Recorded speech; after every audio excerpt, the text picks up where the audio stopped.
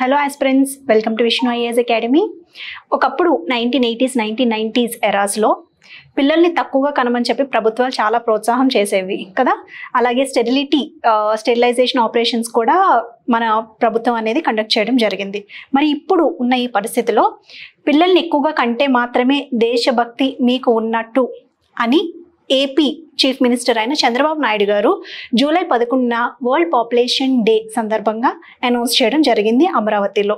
ఎందుకని అంటారు? ఎందుకంటే ఏపీలో ప్రస్తుతం ఫర్టిలిటీ రేట్స్ అనేవి చాలా తగ్గిపోయినాయి. అలాగే పిల్లల కండం కూడా ఆడవాళ్ళు వాళ్ళ యొక్క ఎకనామికల్ సిచ్యువేషన్ పెంచుకునే పనిలో ఉండి పిల్లల్ని కనడం, పెళ్ళిళ్ళ మీద అంతగా దృష్టి పెట్టకపోవడం వల్ల ఇప్పుడు పాపులేషన్ అనేది చాలా తగ్గిపోతుంది. ఏ పాపులేషన్ తగ్గిపోతుంది అనుకుంటున్నారు? Youth population. ఫ్యూచర్లో రావాల్సిన యూత్ పాపులేషన్ తగ్గిపోతుంది, ఏజ్డ్ పాపులేషన్ పెరుగుతుంది అనమాట.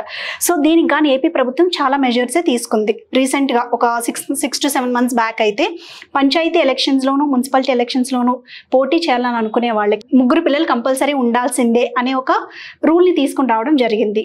సేమ్ ఇదే చంద్రబాబు నాయుడు గారు 1994లో 2 పిల్లలు లేదా అంతకంటే ఎక్కువ ఉన్న వాళ్ళు లోకల్ బాడీ ఎలక్షన్స్లో పోటీ చేయడానికి వీలు లేదు అని చెప్పి ఒక చట్టం తీసుకురావడం జరిగింది. చూసారా రోజులు ఎలా మారిపోయాయో.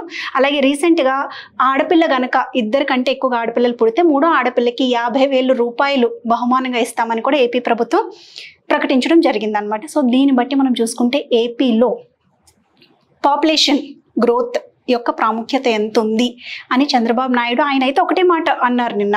నాకు ఫ్యూచర్లో నా కళ్ళ ముందు ఒకటే కనిపిస్తుంది, ఏంటంటే మన పాపులేషన్ పెరగాలి. నా ఫ్యూచర్ అంతా ఏపీ స్టేట్ అంతా కూడా, ఏపీ స్టేట్ యొక్క సంపద ఏదైనా ఉంది అంటే అది పాపులేషన్ మాత్రమే అని ఆయన వరల్డ్ పాపులేషన్ డే రోజు చాలా గట్టిగా ఒత్తి చెప్పడం జరిగిందనమాట.